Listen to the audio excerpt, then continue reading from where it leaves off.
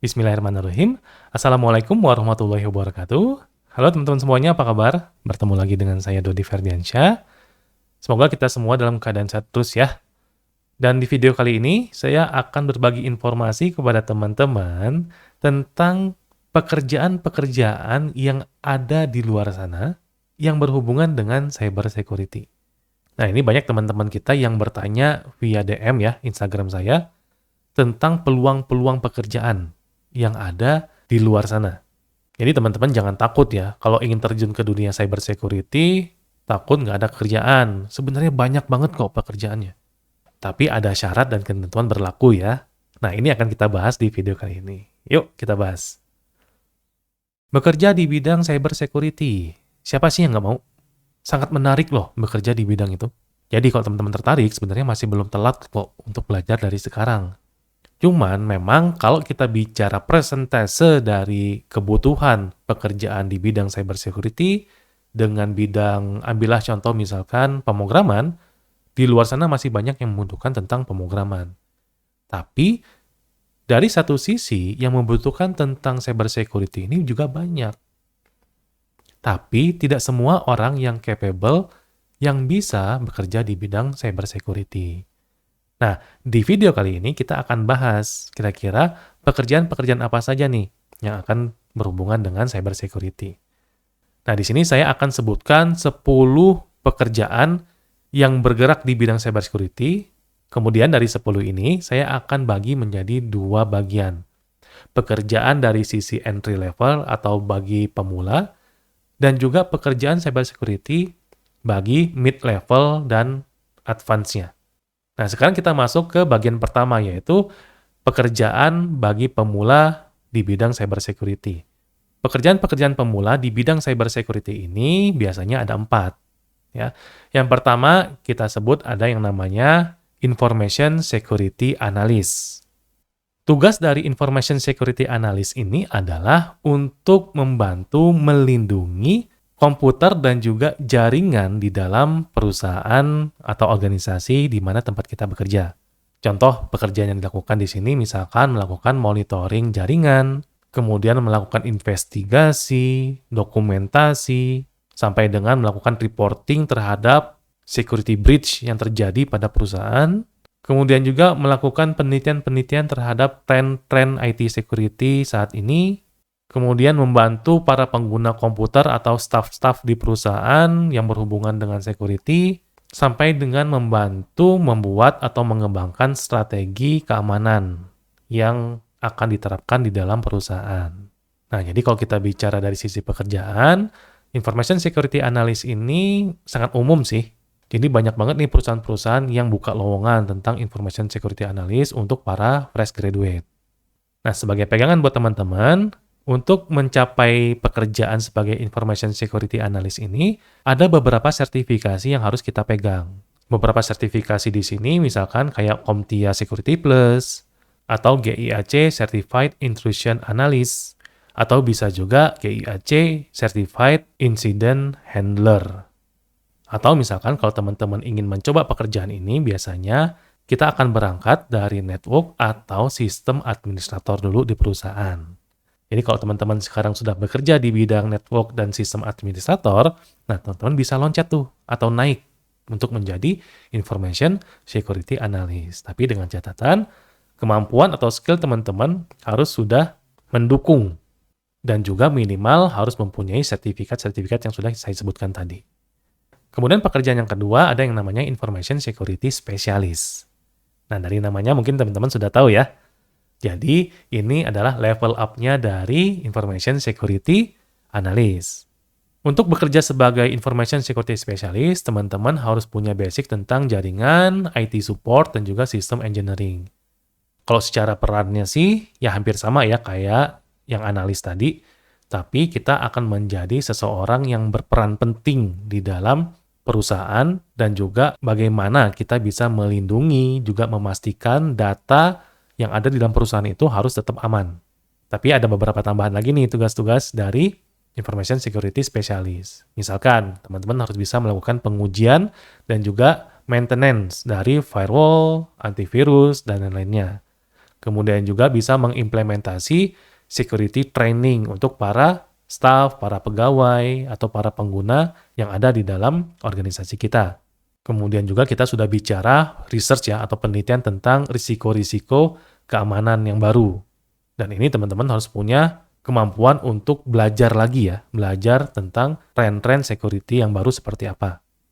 Kemudian juga teman-teman harus bisa memberikan suggest bagaimana cara meningkatkan kelemahan-kelemahan yang terjadi pada organisasi kita.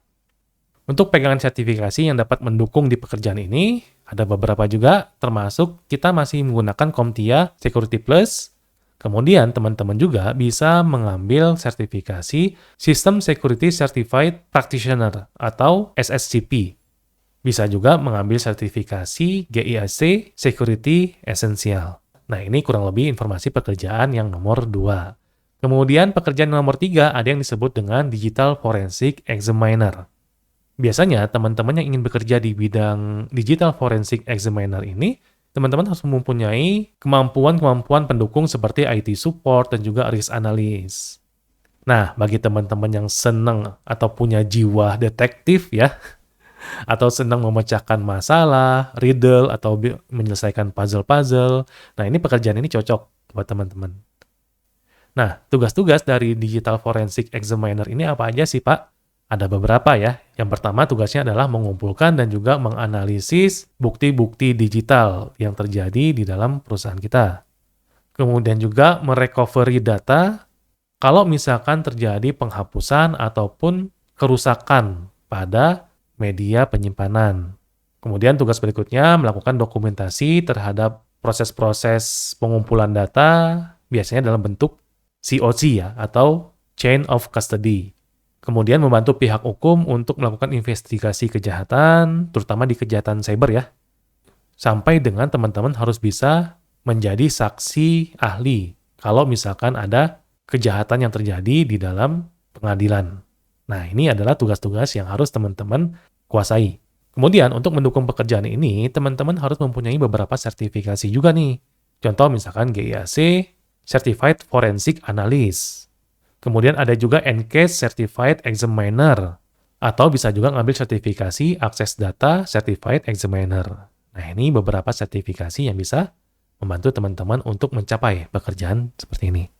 Kemudian untuk pekerjaan keempat di entry level ada yang namanya IT Auditor. Nah, untuk menuju pekerjaan IT Auditor ini, teman-teman bisa berangkat dari pekerjaan Network Administrator, kemudian juga Risk Analyst, dan juga ada yang namanya IT Support. Sebagai IT Auditor, teman-teman harus bisa mengakses atau menilai organisasi kita atau teknologi-teknologi di organisasi kita, apakah akan membuat isu atau akan menimbulkan isu-isu security. Termasuk juga akan bicara dari efisiensi dan juga kepatuhan-kepatuhan, aturan-aturan apakah diterapkan atau tidak di dalam organisasi kita. Jadi tugasnya hanya mengakses aja ya. Auditor itu kan hanya mengakses ya. Nah, tapi tugas-tugasnya kurang lebih misalkan kayak gini, melakukan planning dan juga performing audit di dalam organisasi ya. Dan juga harus bisa mendokumentasi dan mempresentasikan temuan-temuan dari audit tersebut. Jadi nggak cuma mengakses, tetapi juga harus bisa mempresentasikan kira-kira temuan-temuannya apa saja. Terus sebagai IT Auditor, teman-teman harus bisa membuat panduan berupa rekomendasi-rekomendasi keamanan apa saja yang harus dilakukan. Bahkan, beberapa IT Auditor juga mempunyai tugas untuk mendesain atau merancang risiko-risiko apa saja yang harus diperbaiki, sampai dengan mengidentifikasi peluang-peluang yang bisa diterapkan untuk efisiensi pekerjaan di organisasi supaya bisa lebih baik lagi. Lumayan ribet ya pekerjaan dari IT Auditor, cuman memang pekerjaan IT Auditor ya seperti ini. Oleh karena itu, untuk mencapai pekerjaan sebagai IT Auditor, teman-teman harus didukung beberapa sertifikasi. Misalkan teman-teman ada sertifikasi yang namanya Certified Internal Auditor atau CIA. Bisa juga menggunakan sertifikat Certified Information System Auditor atau CISA. Ini yang paling banyak nih, yang mahal ya. Ini yang banyak dikejar oleh orang-orang nih, CISA ini. Karena lumayan juga, kalau teman-teman punya sertifikasi ini, gajinya lumayan tuh, ya bisa 2 digit malah. Oke, nah ini adalah 4 pekerjaan dari entry level di bidang cyber security. Nah, ada lagi pekerjaan yang tingkatannya mid level sampai dengan advance. Yang pertama, ada pekerjaan yang namanya security system administrator. Tugas dari pekerjaan ini adalah harus standby setiap hari loh di dalam organisasi kita atau di dalam perusahaan teman-teman. Karena apa? Karena nanti pekerjaannya itu akan terus memonitoring sistem dan juga melakukan pekerjaan backup secara reguler. Kemudian juga mengelola akun-akun individu ataupun staff-staff yang ada di perusahaan, kemudian mengembangkan dan mendokumentasikan prosedur-prosedur keamanan di dalam organisasi, kemudian berkolaborasi dengan tim security, sampai dengan berpartisipasi pada proses audit keamanan di dalam perusahaan atau organisasi secara menyeluruh. Ya makanya pekerjaannya lumayan berat nih di bidang security system administrator. Nah, tapi kalau teman-teman senang, ya minimal ada beberapa sertifikasi yang bisa menjadi pegangan. Yang pertama misalkan Certified Information System Security Professional atau CISSP. Ada juga yang menggunakan sertifikat seperti Certified Information Security Manager atau CISM. Nah, ini beberapa sertifikasi yang bisa menjadi pegangan teman-teman. Kemudian pekerjaan yang kedua ada yang namanya penetration tester. Nah, ini pekerjaan yang mulai ngetren nih zaman sekarang. Jadi tugas dari pentester ini adalah untuk mengidentifikasi kelemahan-kelemahan yang terjadi di dalam perusahaan sebelum para peretas yang ada di luar sana itu menemukan kelemahan-kelemahan tersebut. Nah, pekerjaan ini dapat dilakukan jika kita sudah mendapatkan izin dari si pemilik sistem atau perusahaan tersebut. Jadi kita tidak akan bisa melakukan pekerjaan ini kalau misalkan belum diberi izin. Ya, karena masuknya nanti ke ranah hukum. Nah, untuk tugas-tugas pekerjaan dari pentest ini, yang pertama, dia akan melakukan perencanaan, kemudian juga merancang, sampai dengan melakukan penetration testing. Setelah itu, dia akan membuat laporan atau report dari hasil pengujiannya, kemudian juga dia akan mendevelop script atau mengembangkan script untuk melakukan otomasi testing. Kan nanti testing itu ada dua ya, ada manual testing, ada otomatis testing. Nah, biasanya untuk otomatis testing, kita akan membuat script di dalamnya. Kemudian juga dia bisa menggunakan teknik social engineering. Nah, biasanya teknik ini digunakan atau diterapkan untuk menguji para staff-staff di dalam perusahaan itu. Nah, kemudian juga yang terakhir tugasnya adalah bisa menghandle insiden-insiden yang masuk ke dalam perusahaan. Nah, ini menarik kan ya pekerjaan ini ya? Kalau teman-teman tertarik, teman-teman bisa nyari sertifikasi-sertifikasi seperti CEH atau Certified Ethical Hacking, atau bisa juga dari CompTIA Pentest Plus, ada juga GIAC Certified Penetration Tester. Jadi kalau teman-teman sudah punya sertifikat-sertifikat ini, ya pekerjaan ini bukan suatu impian lagi, tapi mungkin saja bisa menjadi kenyataan. Kemudian pekerjaan yang ketiga ada namanya Security Engineer. Tugas dari Security Engineer ini adalah teman-teman akan merancang sebuah sistem yang dapat melindungi komputer-komputer, kemudian juga jaringan, data, itu aman dari semua serangan dan juga bencana-bencana alam yang terjadi di dalam perusahaan kita. Jadi pekerjaan dari security engineer ini dia lebih tinggi lagi ya posisinya ya. Karena tugasnya juga lumayan berat. Yang pertama misalkan dia mengembangkan standar keamanan dan juga best practice yang harus diterapkan di dalam organisasi. Kemudian pekerjaan ini juga dia bisa merekomendasikan bagaimana cara meningkatkan keamanan di dalam organisasi itu. Terus memastikan juga security system yang baru itu sudah terimplementasi dengan baik di dalam perusahaan. Kemudian memberikan solusi terhadap pengujian keamanan, memimpin tim insiden respon, sampai dengan mengembangkan program-program yang digunakan untuk mendeteksi vulnerability secara otomatis. Berat banget kan pekerjaannya? Nah, cuman gajinya juga nggak main-main kalau teman-teman bisa masuk ke Security Engineer. Nah, kalau tertarik, teman-teman harus mempunyai beberapa sertifikasi seperti Certified Information Security Professional atau CISSP, atau bisa juga menggunakan Certified Cloud Security Professional atau CCSP. Ya, silakan teman-teman cari sendiri ya sertifikasinya seperti apa. Kemudian pekerjaan yang keempat dari mid-level sampai dengan advance ini adalah security architect. Nah, ini satu level lagi di atas security engineer. Di mana tugas dari pekerjaan ini adalah teman-teman harus bisa membuat visi dari sistem keamanan perusahaan kita. Jadi bermainnya sudah bukan teknis lagi nih kalau teman-teman bekerja di bidang security architect. Karena apa? Karena pekerjaan ini teman-teman harus bisa mengkombinasikan dari sisi programming, kemudian juga dari sisi threat research, sampai dengan pengembangan kebijakan atau policy development, supaya organisasi kita tetap aman dari ancaman-ancaman yang ada. Kalau pengen tahu tugas-tugasnya nih, saya akan kasih tahu ya. Yang pertama, teman-teman harus bisa membangun dan juga memaintaining keamanan sistem dan juga keamanan jaringan di perusahaan. Yang kedua, harus menyiapkan biaya ketika ingin menerapkan sistem keamanan di organisasi. Kemudian selalu berkoordinasi dalam mengoperasikan keamanan antara IT dengan departemen-departemen engineering lainnya. Jadi yang menghubungkan antara departemen tadi ya inilah pekerjaannya. Terus juga teman-teman harus bisa meningkatkan atau improving sistem untuk merespon ketika ada insiden-insiden keamanan yang terjadi di dalam organisasi.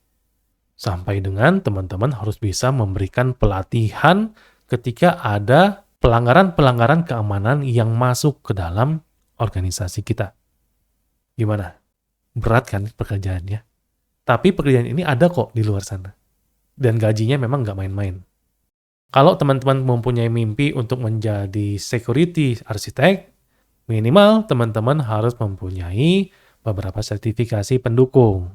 Misalkan, Certified Information Security Professional atau CISSP. Atau juga bisa Certified Information Security Manager atau CISM ya, CISM. Kemudian juga ada CSA Certified of Cloud Security Knowledge ya atau CCSK. Ya, inilah sertifikasi yang harus teman-teman miliki. Memang harga sertifikasinya akan mahal, cuman pasti worth it. Pekerjaan selanjutnya atau yang kelima adalah cryptography engineer. Nah, ini mulai spesifik ya. Jadi pekerjaan ini memang bekerja hanya berhubungan dengan bagaimana cara mengamankan data pada komunikasi dan pertukaran informasi. Jadi kalau udah bicara pertukaran informasi dari titik A ke titik B, kita sudah bicara kriptografi di sana. Nah, nama lainnya itu adalah kriptologis. Jadi orang yang melakukan kriptografi itu kita sebut dengan kriptologis. Nah, kriptologis ini teman-teman akan membuat algoritma kriptografi, kemudian chippernya, sampai dengan protokol-protokol keamanan yang harus digunakan ketika mengenkrypt sebuah data. Nah, pekerjaan ini jarang-jarang banget loh. Karena kenapa? Karena butuh kemampuan algoritma, logika, dan juga matematika. Jadi kalau teman-teman sudah trauma dengan matematika, ya ini kayaknya pekerjaan ini nggak cocok deh. Mending cari pekerjaan-pekerjaan yang lain tadi ya. Tapi kalau teman-teman tertarik, ya senang riddle, senang memecahkan masalah, senang main matematika, nah ini cocok nih. Untuk sertifikasinya ada kok. Jadi teman-teman bisa ngambil sertifikasi dari isi konsil, namanya Certified Encryption Specialist atau ECES. Ya, ini worth it kok teman-teman miliki. Kemudian pekerjaan yang terakhir adalah Cyber Security Manager. Nah, kalau ngelihat dari levelnya, posisi ini yang paling tinggi ya di antara semua pekerjaan-pekerjaan yang sudah disebutkan sebelumnya. Jadi untuk mencapai posisi ini, teman-teman harus melewati dulu profesi sebagai Information Security Analyst, kemudian juga sudah melewati Security Administrator. Karena kenapa? Karena kalau teman-teman tidak melewati tahap-tahap itu, atau mengalami pengalaman-pengalaman sebagai Security Analyst atau Security Administrator, teman-teman tidak akan bisa mencapai pekerjaan ini. Karena pekerjaan ini membutuhkan sikap kepemimpinan. Ya, karena posisinya udah paling atas nih. Ya, karena tanggung jawab dari posisi atau pekerjaan Cyber Security Manager ini adalah harus bisa mengawasi seluruh infrastruktur keamanan yang ada di dalam organisasi kita. Nah, tugas-tugas ini misalkan kayak teman-teman bisa mengelola sumber teknologi dan juga sumber manusianya di dalam organisasi kita. kemudian menelusuri perubahan-perubahan secara internal ataupun eksternal, secara kebijakan keamanan, kemudian juga memastikan kepatuhan-kepatuhan terhadap regulasi dan juga aturan-aturan keamanan yang sudah diterapkan. Kemudian menyediakan semua perangkat-perangkat keamanan yang dibutuhkan bagi organisasi, sampai juga memimpin pekerjaan sebagai mitigasi risiko. Ya, ini pekerjaan yang sangat-sangat berat sekali. Jadi tanggung jawabnya itu adalah seluruh keamanan di perusahaan atau organisasi tersebut. Kalau ngomong-ngomong soal gaji, ya ini nggak usah didebat lah ya. Posisinya atau gajinya itu pasti paling tinggi lah. Ya, karena kenapa? Karena kalau teman-teman ingin mencapai profesi ini, paling tidak ada beberapa sertifikasi yang bisa menjadi pegangan kita. Contoh misalkan Certified Information System Security Professional, atau juga Certified Information Security Manager. Nah, sertifikasi ini bisa menjadi pegangan kita sebagai Cyber Security Manager di luar sana. Nah, gimana nih informasi tentang 10 pekerjaan yang ada atau digunakan di dalam dunia luar sana atau di industri. Nah, untuk mencapai pekerjaan-pekerjaan itu tidak bisa langsung instan ya. Jadi teman-teman harus melewati berbagai tahap dulu. Mulai dari IT support dulu misalkan, atau bisa dari network administrator, atau bisa dari sistem engineering, atau kalau teman-teman ingin masuk di pekerjaan entry levelnya, paling tidak sertifikasi-sertifikasi yang sudah saya sebutkan tadi harus dimiliki. Karena kalau ingin bekerja di cyber security, biasanya yang akan dinilai itu adalah experience-nya.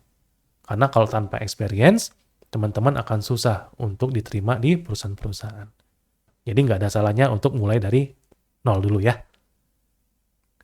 Oke, itu saja mungkin pekerjaan-pekerjaan di bidang cyber security yang ada di luar sana. Mudah-mudahan dengan adanya video ini, teman-teman semakin semangat untuk belajar cyber security dan juga terjun bekerja di bidang cyber security. Terima kasih buat teman-teman yang sudah mendukung dan juga menonton video-video saya sampai selesai. Mudah-mudahan informasi yang saya sampaikan bisa bermanfaat dan berguna buat teman-teman semuanya. Sampai jumpa di video-video saya berikutnya. Tetap sehat, keep secure. Assalamualaikum warahmatullahi wabarakatuh.